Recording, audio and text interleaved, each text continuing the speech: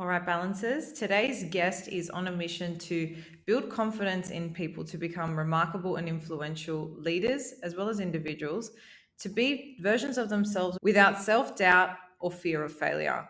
I'm so excited to have Stella Petrou Concha on the show today. She's an author and self mastery expert, and so much of what she talks about speaks to my soul. So I'm so excited to pick her brain today. Stella, a huge welcome to the show. Thanks, Erica. It's my pleasure. It's so nice to have you on. Just to give the listeners, I mean, I know I've given just a very brief intro into what you do, but can you paint the scene? Give us a little bit of a picture about a day in your life. What is it that you do with your time other than being a mother, which is a full-time gig, no doubt? Oh, look, the top-down view is I'm the CEO of a national talent agency in Australia. I operate mainly in the C-suite, individually working with CEOs and boards to place high-level talent. I own a second company that works in the executive development space. So I work with the C-suite to help them develop their self-mastery, their backstage leadership, as well as their front stage leadership. I sit on the board of University of Technology Sydney. I'm an author now. I'm an author, which is probably why I'm on the podcast. And, on a personal front, married 18 years, two kids, and just a normal woman, I guess you could say. A normal, awesome woman. We love it. Normal, How normal, did awesome woman. Yeah. how did you get to the position where you're now putting other people in that top level talent? Is that how did you like were you in HR and then moved your way up? Is it how No, did you actually no, get to no, that no, role? I'm not just at all. curious. Not at all, not at all. So I've got a medical background. I thought I wanted to be a doctor, and I did a What degree in haven't my you done? internship year. I actually haven't got any business background at all. I've got a clinical background. So if you have a heart attack and, I can probably help you get out of that situation. But, That must be from good an interview prep for from an CEOs. it is actually. There's such a translation between clinical and corporate. It's so Mm, translatable. But I didn't like that. And I started a business in cognitive behavioral therapy, and that kind of failed. And then, anyway, I fumbled for the first 5 years of my career until I found recruitment. And look, for the last 15 years, I have been in this space, in the recruitment space. And I started like a junior. I started working in administration, I guess you could say, and worked my way up. But I've been an entrepreneur for about 80% of my career. So I've been self employed for the majority of my life. I'm nearly 42. So I think that everything that I've learned to date has been through failure. So testing, failing, learning, testing, failing, learning, and just navigating my way through that landscape. I do not have a background in business. I do not have a HR degree. I do not have an MBA. I do not have any of that. What I do have is a medical degree and lots of executive development through lots of different institutions and finding my feet. And mm. I guess defining my own path, not letting the world or mum and dad or the relatives or whatever institution is out there to define or dictate to me what my path's going to be. Mm, yeah, I think a lot of people can resonate with that want, that like desire within themselves. But let's go back to what you just said, which is you learned a lot through failure. I have a very similar view, which is failures are merely lessons, right? They help you understand things so you don't make the same mistake again. But how did you actually build that resilience and that drive to kind of forge your own path and not let that fear of failure stop you? Because it's one thing that failure happens, right? And then you deal with it. But it's another to actually not even begin or try because you're so scared of that failure in the first place. So, what do you say to Yes, people who are sitting in that fear at the moment? you've actually triangulated on three things here. So that is a very complex question, and I'm going to answer it in three stages. So the first thing is Right. well, how do you deal with failure? The first way to deal with failure is to acknowledge the absolute universal truth that the only way to grow is through failure. In fact, failure or some form of destruction in any area of kind of our world, our universe, physics, is how growth happens. So, when you learn to walk, you have to fall over. When you go to the gym to, grow muscles, you have to rip or tear your muscle fibers for it to grow. So, These analogies are actually translated into your psychology, and it's also translated into your leadership, it's translated into your confidence. So, the first step or the first answer to that big question is you have to recognize that this is the only way forward. Now, in most societies, people are reprimanded for failure. And it's unfortunate because what it does, particularly for women, what it does is it gives us a negative behavior loop around failure.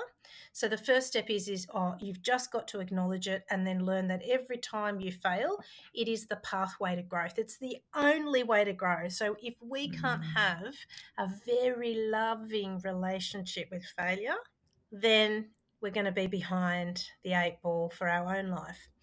The so it's a second huge part of your mindset answer, shift. it's an acknowledge. It's kind of like, the sun sets, yes, it does set because the world's turning. It's kind of a universal truth. Like if mum and dad sat Yeah. us down at 5 and said, all right, kid, your life is going to be a series of failures, and at the end of every failure, you're going to have an opportunity to grow and learn. It's the nectar of life. What a wonderful opportunity is to even be breathing and have the opportunity to fail, isn't it? One, no, they don't do that. Is that what you've instilled in your kids or tried to? I do, yeah, That's awesome. absolutely. I do. I don't get angry at them if they've failed, but I do steer them. And children don't really fail. Like the failures really happen kind of when Well, they we don't hit. see it, right? They don't see Well, it they as a don't. They're failure. learning. They don't. They're Mm. learning. But I think that the stuff ups really begin when we become a little bit older. The other part of your question was around mental toughness, I think, or grit, or how do you Yeah, the resilience to sort of resilience? just break Something around the through and resilience. try to try even though you have that fear. Yeah, so once you've acknowledged that it's the only way to go, then it's about detachment from your own judgment of yourself. So, Mm. what stops people from jumping in the ring and giving it a go, the fear, is actually self judgment. And the fear of the judgment of others. I am worried about what other people will think of me. And for that reason, Mm. I won't try because I know I'm going to fail because I've never done it before. I know this is not going to end well. And I'm too scared about what people might think of me. So there's a whole piece of work that I do. And I think it's probably the center of my work around detachment from the judgments of others and detachment from the judgment of self, Mm. because judgments are they're not really real. You'll judge in one manner today, and your judgment will change tomorrow based on whatever your value systems are at that given point in time. And this is pretty advanced kind of thinking that we're talking about here, but it's necessary if we're Yeah. going to Yeah. progress as the human race. Yeah, 100%. I think a lot of people listening can really resonate with both of those things as the self judgment, so that the feelings of I'm not good enough or I can't do this, I'm a failure. And then the second thing, the fear of judgment of others. Now, it's so crazy to me. I mean, I'm absolutely have felt both of these things before, and still to this day, it comes up from time to time. But it's so crazy when you think that you wouldn't try something that your heart desires for the fear of what somebody else would think of you. Like you would go your whole life not putting your heart into something that you really want because you're worried about what someone else who their priorities themselves is going to think of you. Now, without obviously diving into the complete body of work you do, are there any just like high level tips or things that you can share about the art of detachment, as I like to call it, to help people who might be in this position where they feel like they really want to start something, but this fear is like really holding them back? Is there just anything simple that they can start to think about or do, something really tangible they can sort of take away from what we're talking about? Um, well, a simple tip to detachment, I think maybe, when you're in that moment where you feel fear, and I just can't do it this today, to step back into kind of, I call it the observer, which is, your observer, and observe that thought. And when you observe that thought, you are detached, because Hmm. if you are By attached, you fact, can't yeah. observe it. Yeah. So I think the easiest way is to keep stepping back and observing yourself having these behaviors. But look, I mean, I speak really deeply about worrying about people's opinions of you. And I was at uni the other day, and we were talking with a group of kids actually, and these kids are young adults. And I said to them, When someone passes judgment of you, they think you're really shit at what you do. And they actually, they might not even talk to you. They might treat you like a second class citizen. And I know you know the feeling. When you take on that feeling and you drop in your energy, you feel sad from it and it lowers your confidence. I want to ask you a question. Who is running you in this moment? Are you in charge or is the other person in charge of you? And they reflected on that question and they said to me, well, it's the other person that's in charge of me. And I said, that's right. So, in this example, by accepting the judgment of others that you're shit and you're a bit of a second class citizen, by accepting it and wearing it and going down from it, what you're effectively doing is you are accepting their model of the world and you're wearing it yourself. So long as we accept the judgments of others, essentially what we are doing is we are accepting the model of the world of that person and we are letting their model of the world control us. Mm. And it's such an illogical and an irrational thought because there are so many people in your life that will pass judgment on you. So many. Your parents, your siblings, your friends, your bosses, your colleagues. There are like hundreds of people, call it 200 people, that will pass judgment on you. And if you accept everything that they say, then there are 200 or so people that are running you. Mm. And therefore, you are not in charge. You are not the CEO of your life. You are not the ruling authority. You are not the person in the driver's seat. Every time you accept somebody's opinion of you, every time Yeah. you apply their thinking in your life, they become the ruling authority. So, what I've learnt over the years and what I've studied is that the people who are really detached from the opinions of others are really the most empowered. Mm. Well, it makes sense, right? And by default, they've got confidence because they don't care Yeah. what people think of them. It's interesting if you reframe like what you said as well. Like if you think of how many just judgmental thoughts you have of others, sometimes they Yeah, pop up. It's you're not conscious of it. Imagine every time you had a thought that imprinted onto somebody else and controlled them. Like it's quite irrational when you even think about it like that, but that's the extent to which we let it have an impact on our own lives.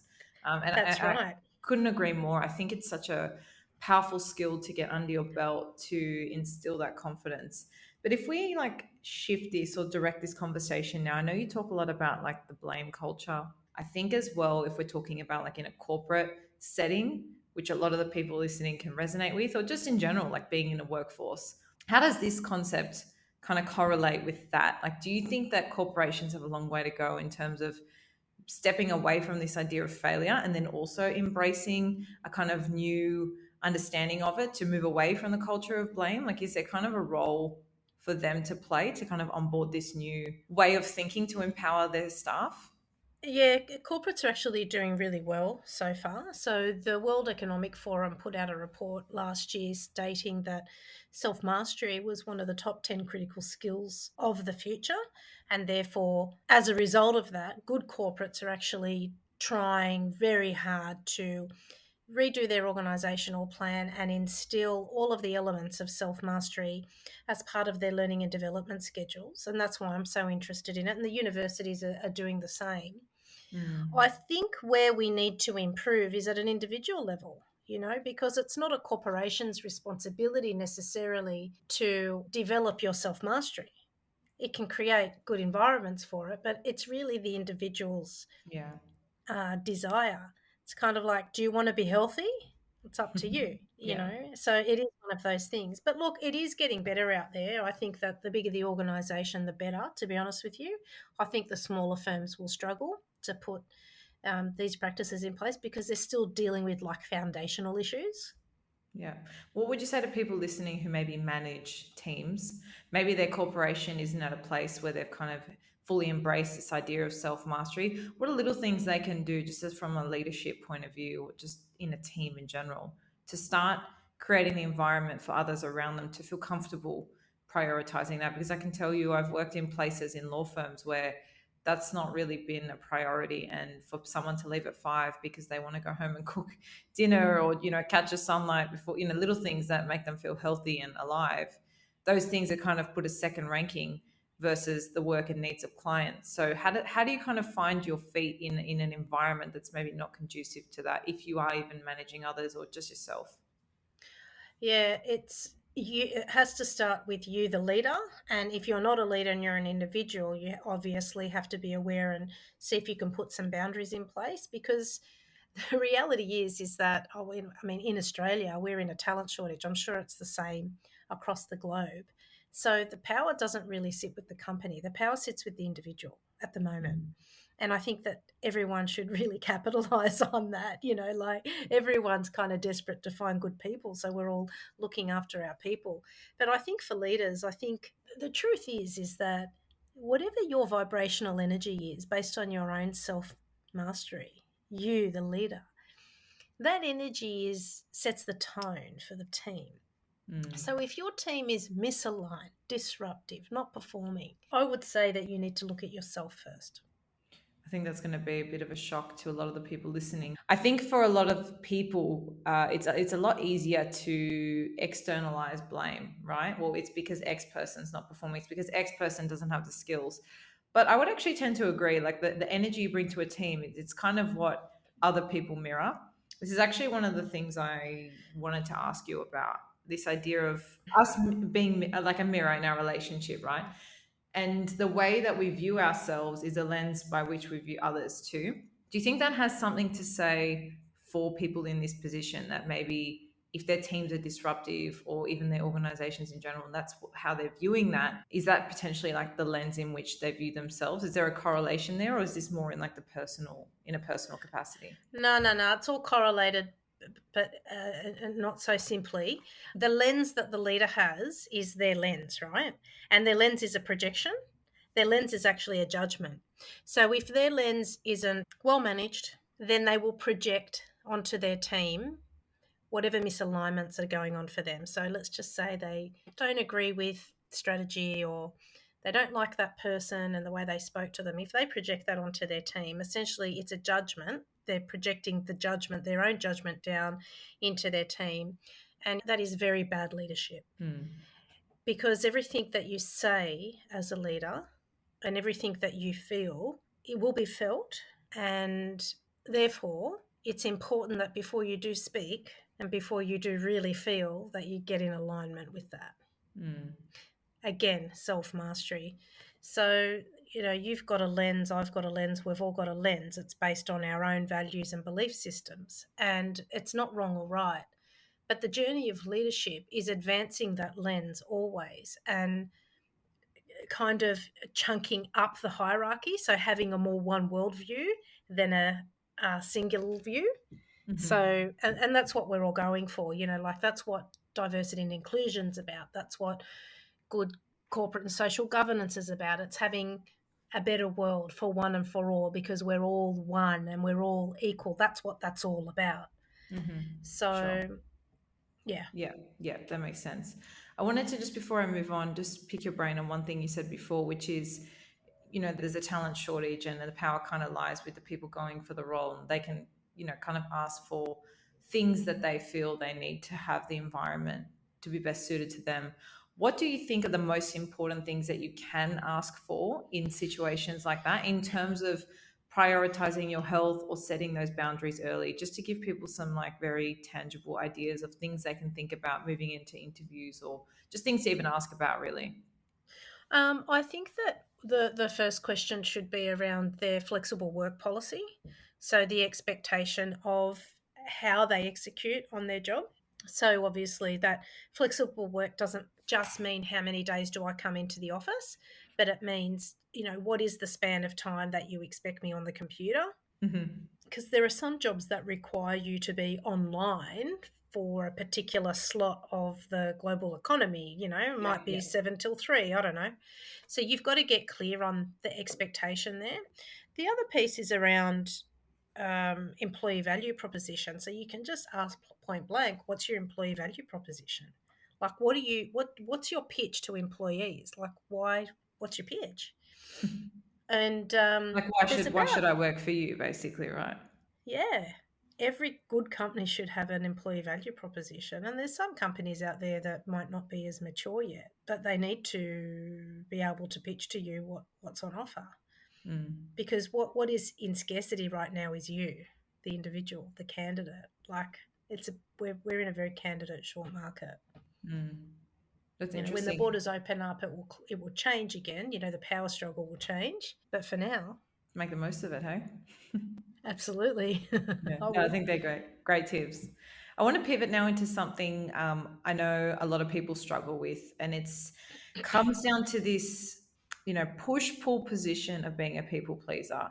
And for Mm. a lot of the people I know that think they're people pleasers, in the past when I've also felt myself with people pleasing tendencies, there is this line between I just want to do things for other people, like as in you're genuinely being generous and kind, and then when you cross the line and you're people pleasing. So I just wanted to ask, what is the difference? Like, is there something key that distinguishes the two? And if there are people listening that fall into the secondary category of people pleasing, what are some ways they can, maybe start to not do that?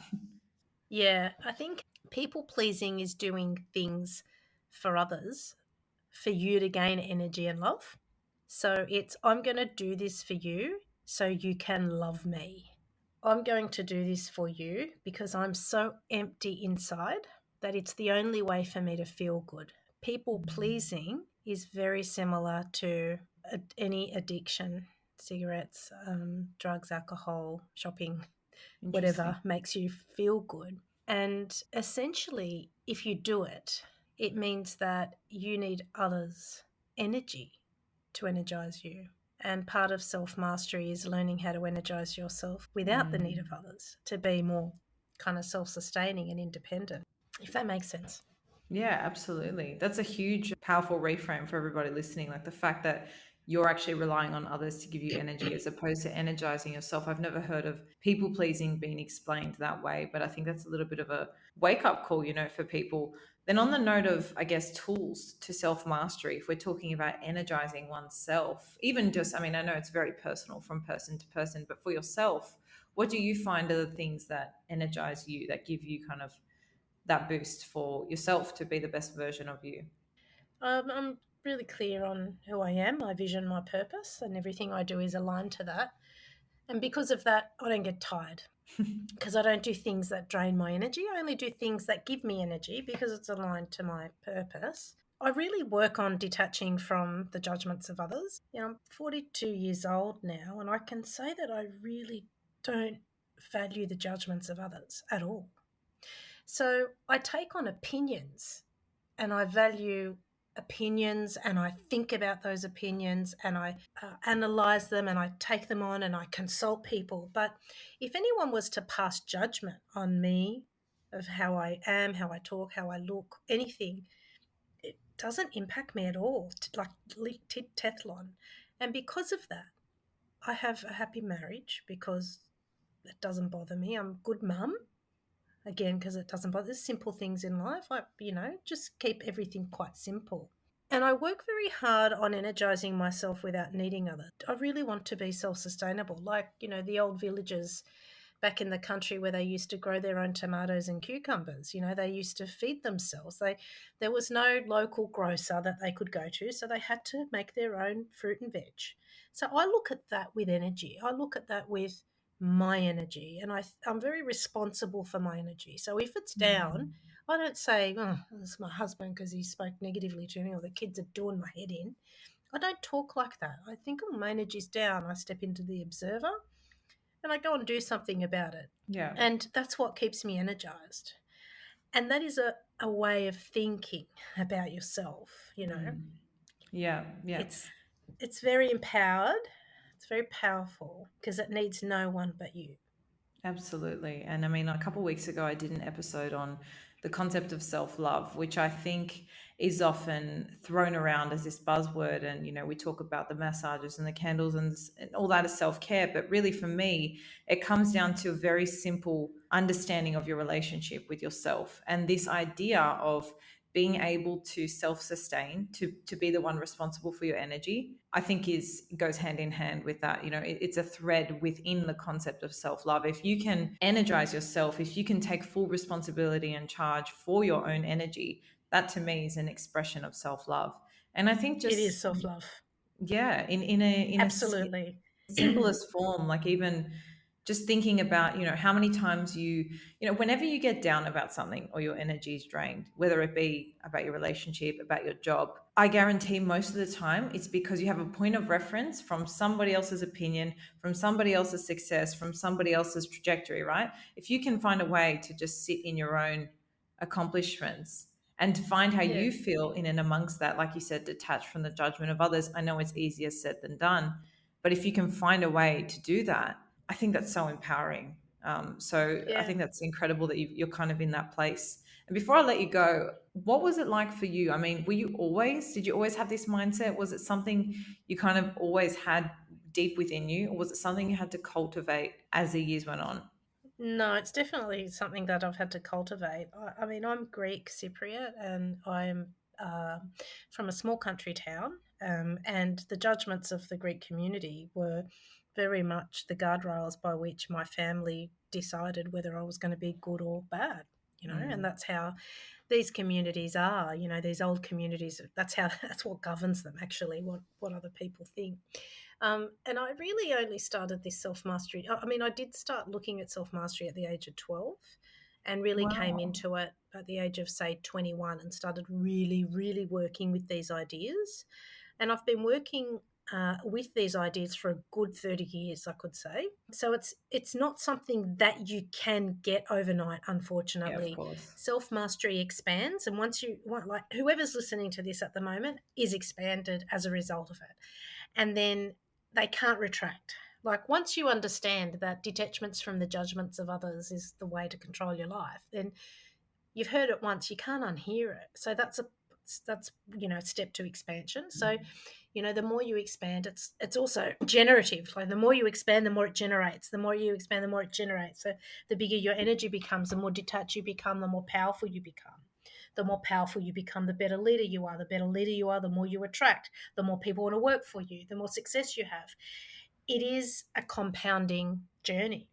Mm, yeah. And I feel it's one of those things too that you never really cross the finish line, right? Like you start on this self Never. mastery. It's like self growth, right? And then you learn more. And then the more you learn, the more you realize you don't know or that there is to learn. It's like you're expanding in an ever expanding box.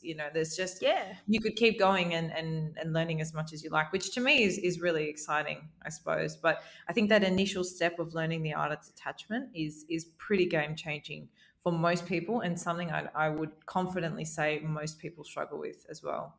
Yeah, well, that's probably the bit that in my book that people just go poof on is Yeah, that piece there. That's the kind of it's like the freedom key. yeah, It's absolutely. like I So feel speaking oh, of, I'm free. yeah, Yes, speaking of your book, for anybody yes, listening who yes. just wants more of Stella, obviously, I mean, they can connect with you online, and I'll pop links to your Instagram below. But if they want to get a copy of the book, where's the best place they can go? I can pop links below to that as well.